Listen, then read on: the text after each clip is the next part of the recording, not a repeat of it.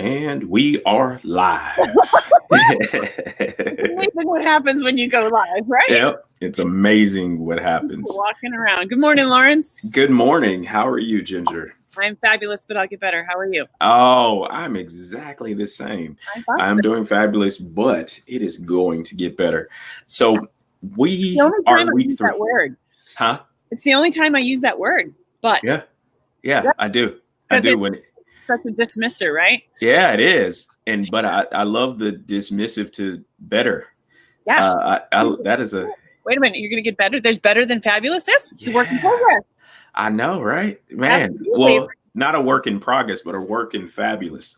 Let's do that. Yep. I went there today. But go ahead. I am queued up. I am queued up and ready to rock and roll. And your whole thing today it's fantastic. I think you should give a shout out to Bamboo this morning. Yes. Oh my gosh. So shout out to Bamboo HR. I posted today. I'm going to be a speaker for their HR conference, their 6th HR conference this year. And shout out to the speaker gift. So all the speakers that are going to be speaking at the Bamboo HR conference, I'm looking forward to you looking just as bright, just as colorful, just as HD as I am right now. So this is my trial run before my session with the production team. So shout out Bamboo HR. Right on. Making life clearer, better, more colorful, looking at human capital, HR, whatever you call it, right? Yep. So, Lawrence, what are we talking about today? What are we sharing? We're sharing in week 3 of the ABCs. We're sharing all around connection and collaboration. And me and you are not just they're not buzzwords for us. They're not T-shirts that we wear for the sake of it. But we're very thoughtful. And I thought, who better than to bring up connection and collaboration and somebody who actually wrote a book about it.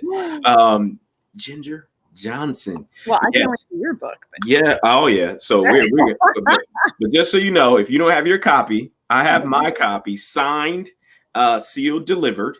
That totally went through my head. Yep. That's exactly why. That's exactly why we're doing this, right? And so connectivity canon.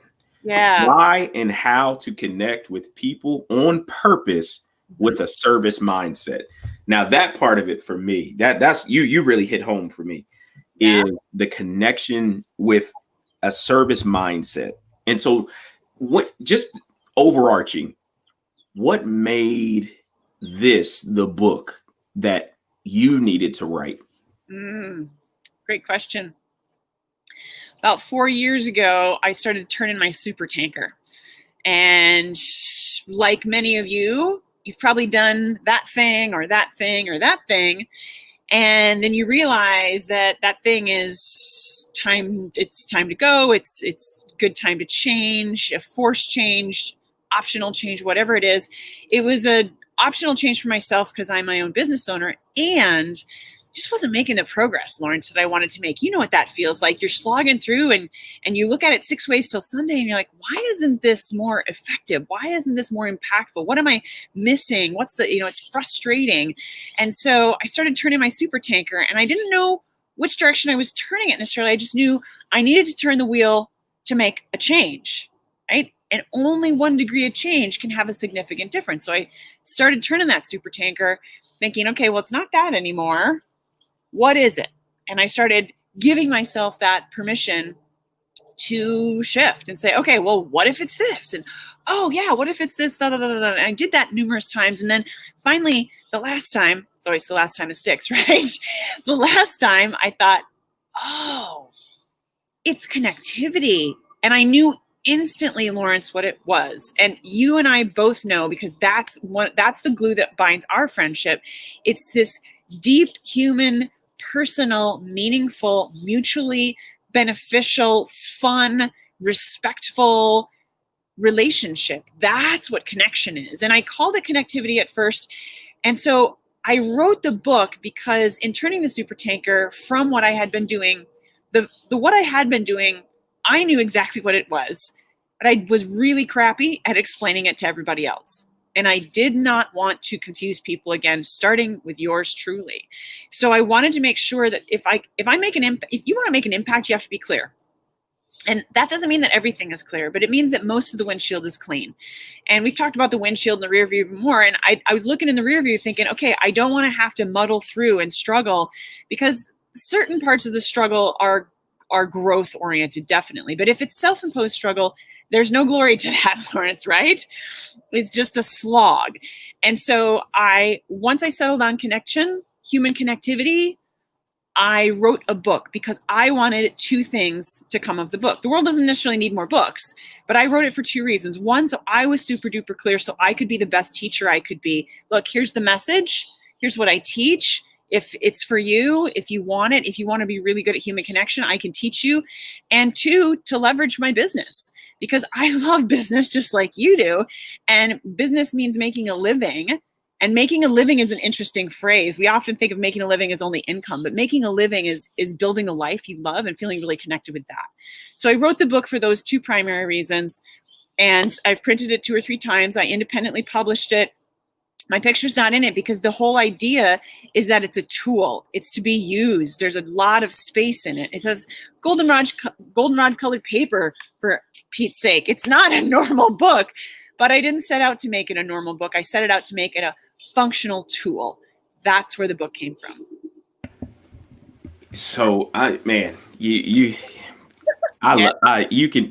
know, rumble, young woman, rumble. You were like, and it's so much to unpack, particularly around this you wrote it like a tool.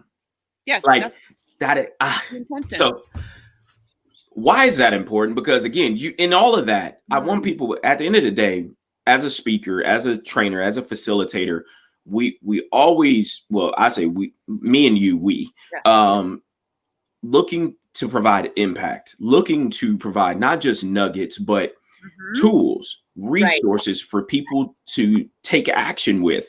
Right. And when it comes to connection, why is having an actionable resource important? Ooh, well, you know the answer, and I will answer it for you. I do. Tools, it's like mining for gold. Right? So you go to the creek, you go into the mine, and you're looking for the gold, and you find it. Well, then what, Lawrence? Well, then you have to refine it. You find it, and then you refine it, and then you apply it.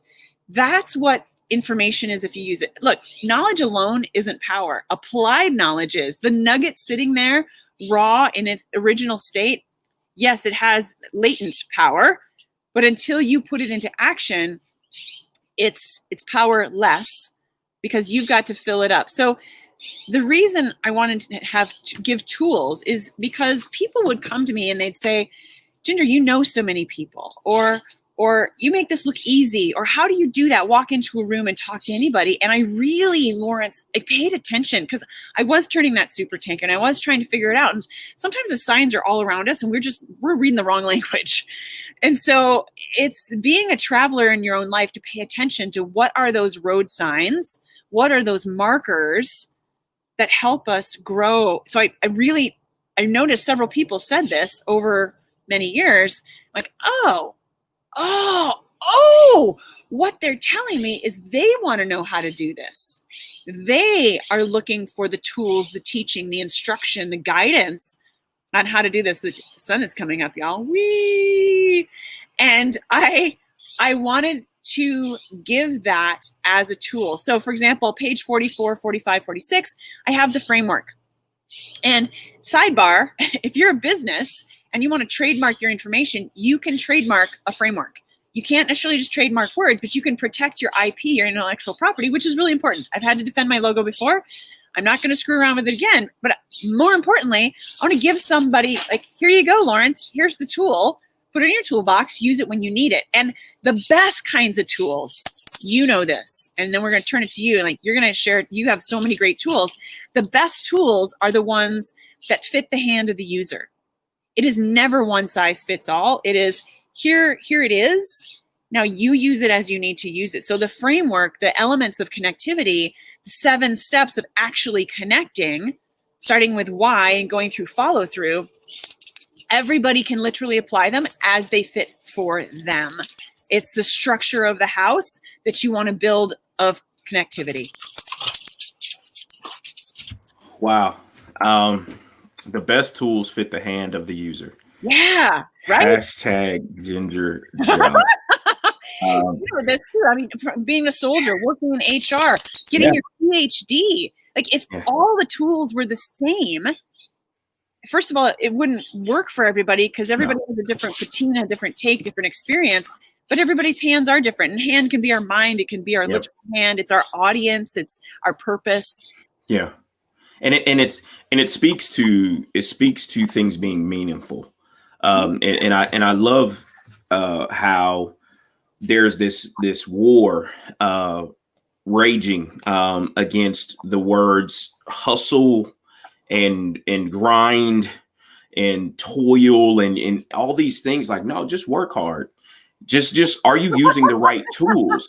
Like, again, it is, and particularly, I'll jump on a religious stage real quick, where it's like, I seen a shirt the other day was like, wake, pray, grind, or something crazy. I was like, why? No, like, no, that is like, that's in conflict with like your shirt is conflicting.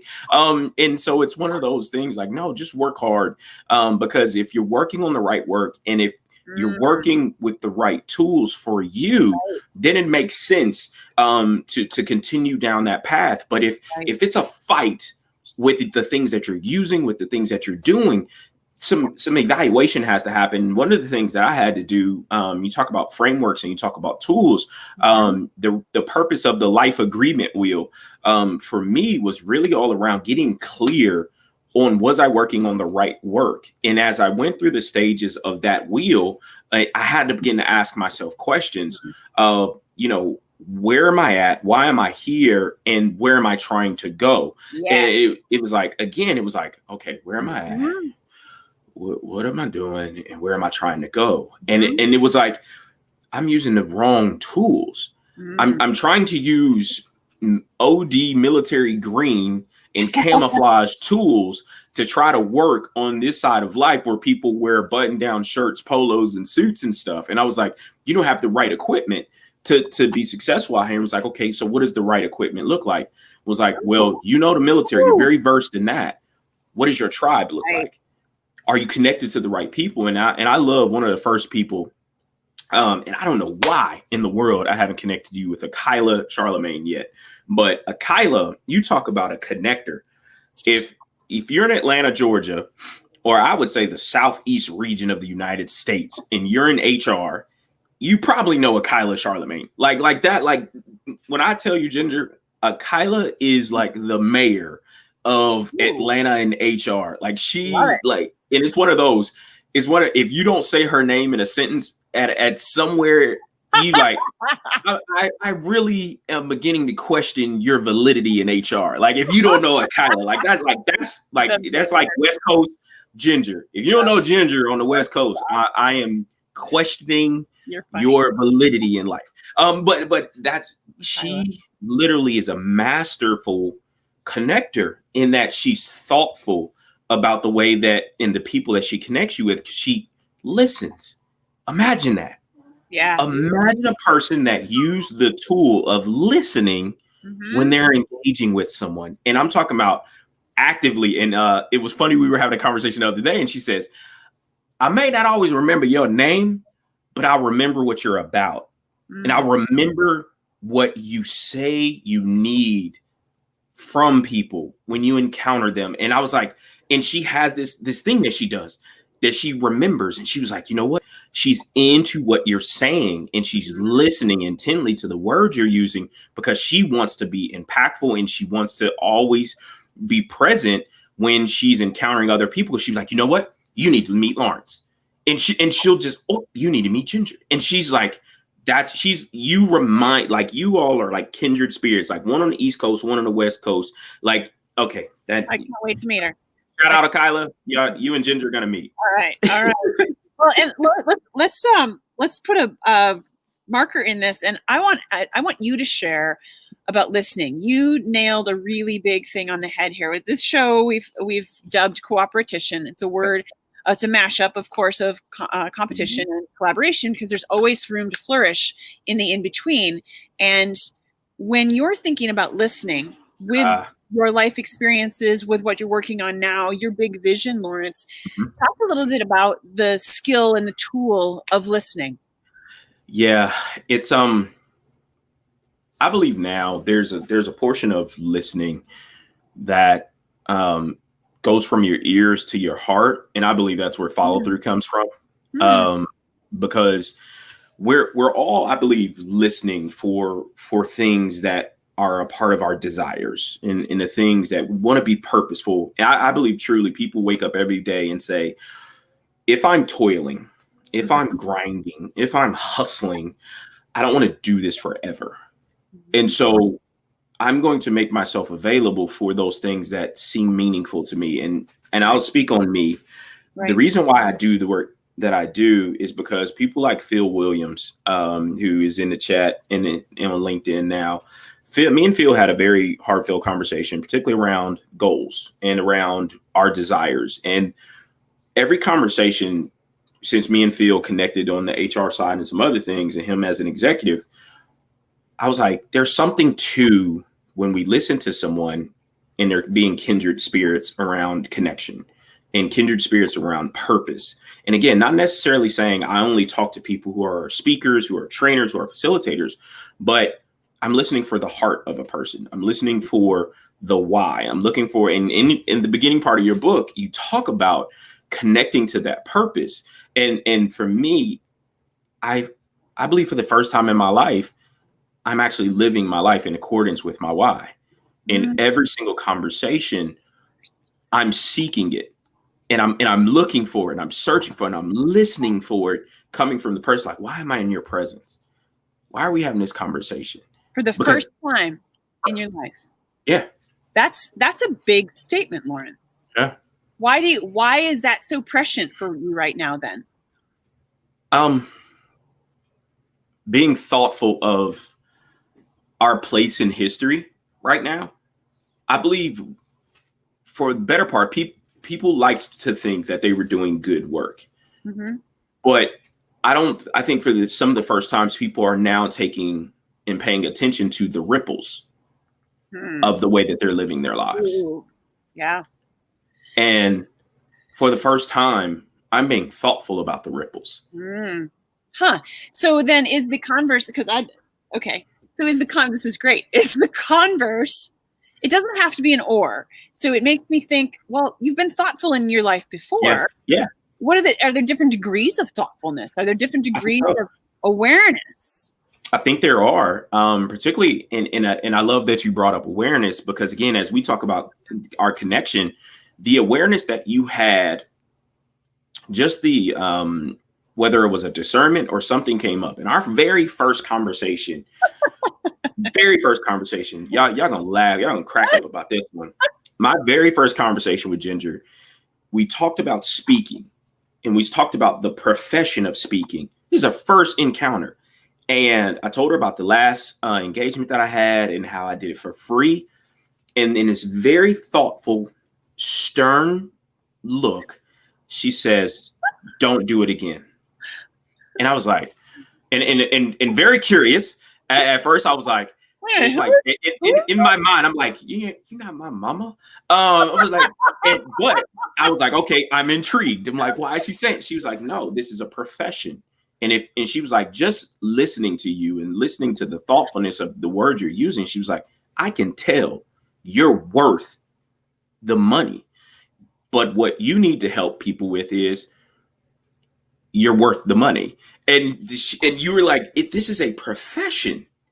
This is a profession. And you hurt the body of work and that I've been doing as a professional speaker when you do it for free, because now I have to come behind you and now I have to beg them, or I have to put myself in position that they potentially aren't comfortable because you just gave them the best of you for free. And so this is a profession. And again, just that thoughtful conversation, not that you were charging people $80,000 to open your mouth and all the rest of stuff. But it was, no, this is a profession, and people are asking you to speak because you have a skill set that they want to impart to their audience. And I was like, nobody had ever given me that from as a professional, just as a gift. And I received it as a gift. And I was like, man, I love it. And from that point on, it made me be thoughtful about the ripples of my family. Right. And the thoughtfulness of, I got to pay bills. And it's not that I'm charging an arm and a leg, but what am I charging for the professional of me? Right. And it was like, and I began to think about, how much would someone pay me to do this full time? And I was like, how much? Yes. And I was like, yeah, do the math. Right. And so it was just in that connection, just the thoughtfulness of, hey, this is the type of conversation that we're having. This is a 30-minute conversation. And you were giving me the best of you, wow. And I was loving it. But it was so thoughtful. And you were thinking about the ripples of decisions that I'm making. Again, my intent, my motive was good. I want to give. Right. I'm a giver. Right. I'm a server. Right. But you were like, hey, stop it. Time out.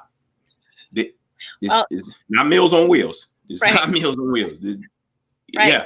And you're an excellent, we're both good students. It's that old saying is that when the student is ready, the teacher appears, right? Well, you taught me equally in that conversation.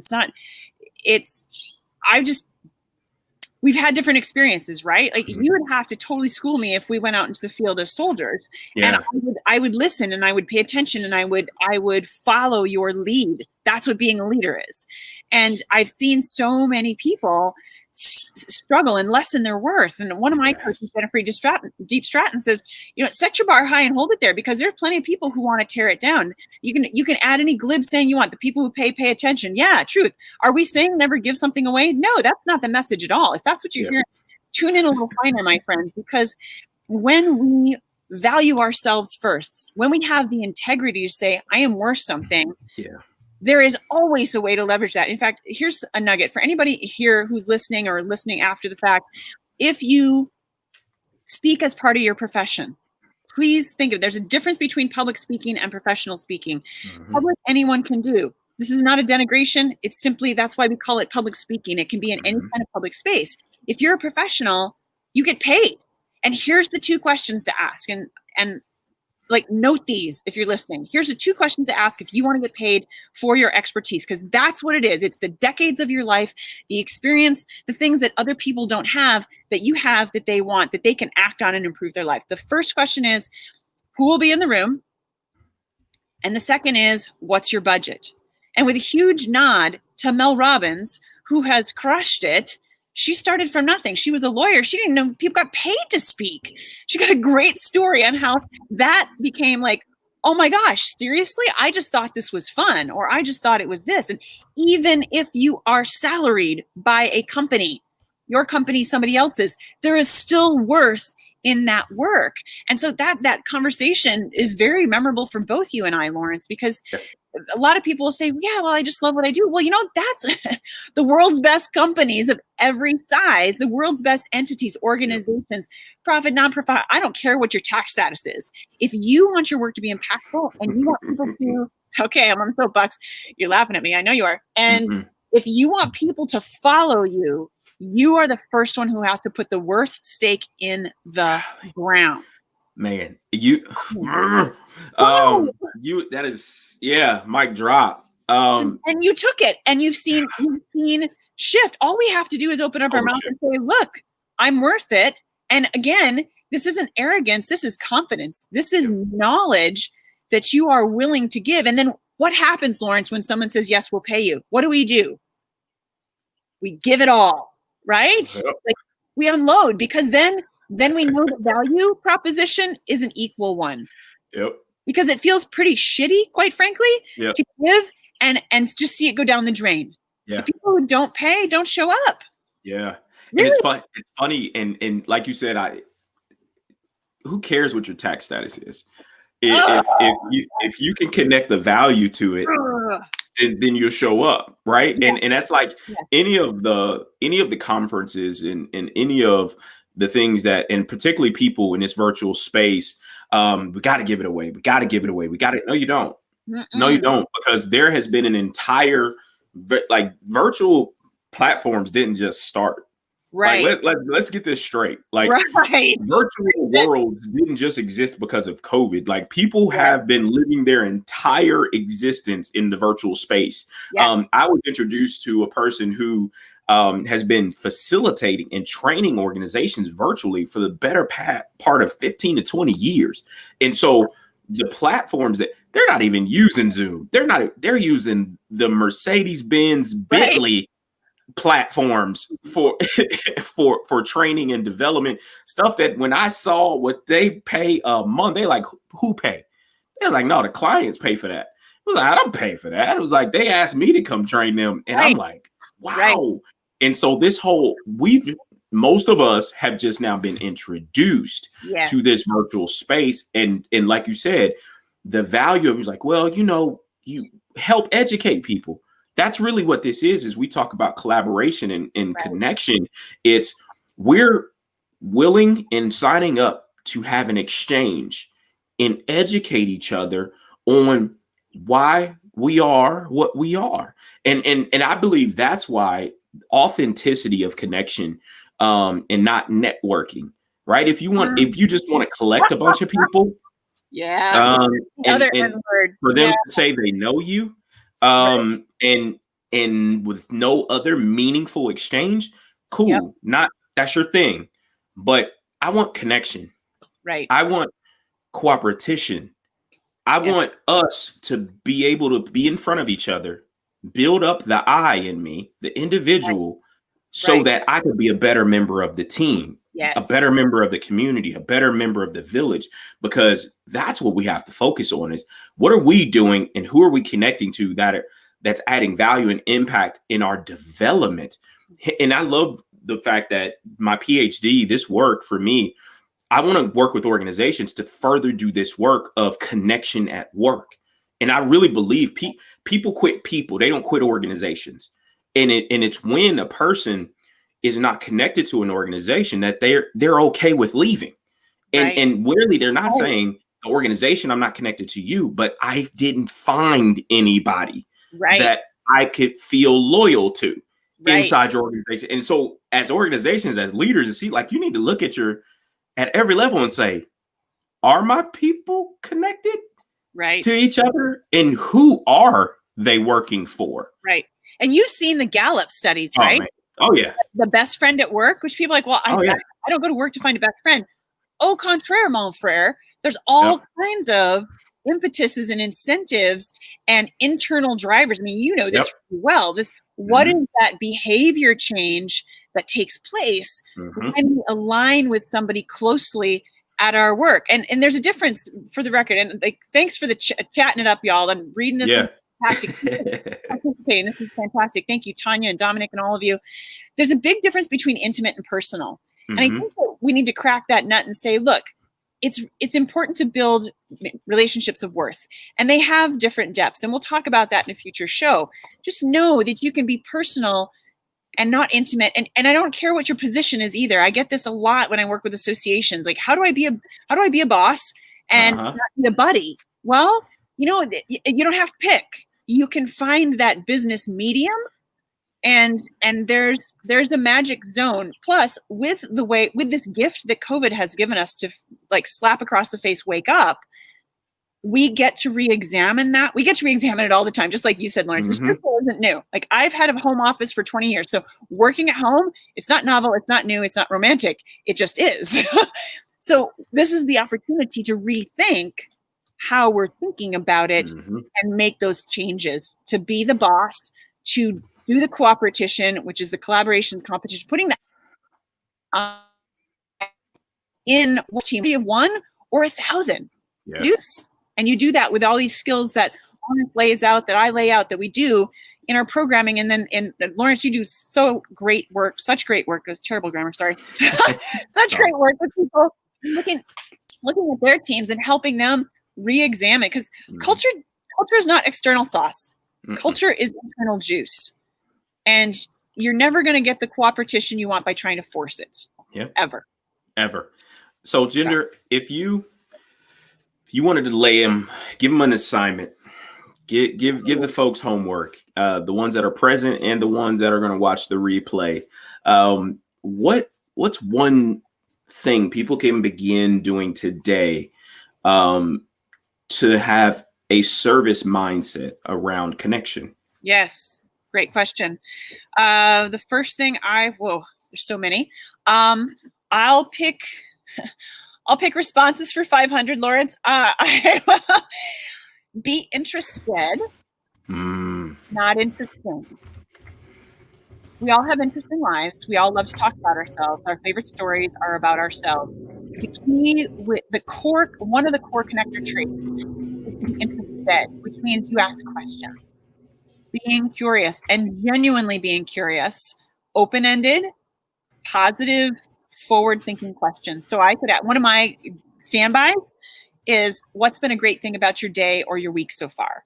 That assumes the positive, which is where you and I both live, because there's a lot of crap going down. It's not negating that. It's focusing on forward, the windshield, not the rear view, because you can always make more progress and there's always something to connect with. So be interested. Ask the questions first. It's so telling. I have a feeling, in fact, give me some love in the chat. If you've been in one of those monologue conversations, you know what I'm talking about, right? You're like, oh, this looks like an interesting person. You ask one question and they are off to the freaking races. Yep. And they're not bad people. They're just so unaware that they're now, this is supposed to be dialogue.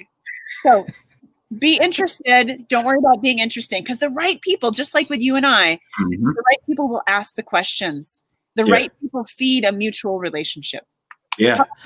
Oh, I would say the first thing that people can do with a service mindset is find a couple people that you sent one of those auto requests to connect, and actually try something authentic and from you in their actual direct message in their inbox. The reason why I say that, particularly on LinkedIn, is because you get a lot of spam. You get a lot of spammy type messages. And I love it, again, because Ginger is here with me. The truth on our encounter is I sent something that was very, hey, I see your profile, you coach. I would love to connect. I believe we have some things in common, right? I thought that was, pretty decent.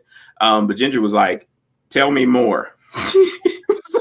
Like, I'm paraphrasing her comment. Her comment was like, oh, that's cool, but why do you want to connect with me? It was like, I was like, ooh, I wasn't ready for that. But then I went in, I said, I want to be authentically connecting with like-minded people. And I went on a spiel, and she was like, lead with that next time. And I was like, don't be afraid. Right.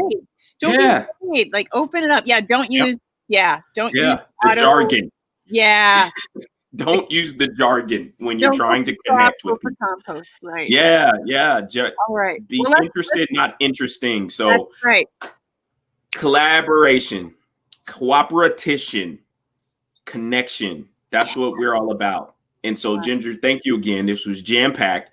As usual. Thank you, Lauren. Keep in the jam. It's good jam. It's jam. Peach jam today. There we go. And so if you all go to gingerjohnson.com, I'll send you a piece of every book.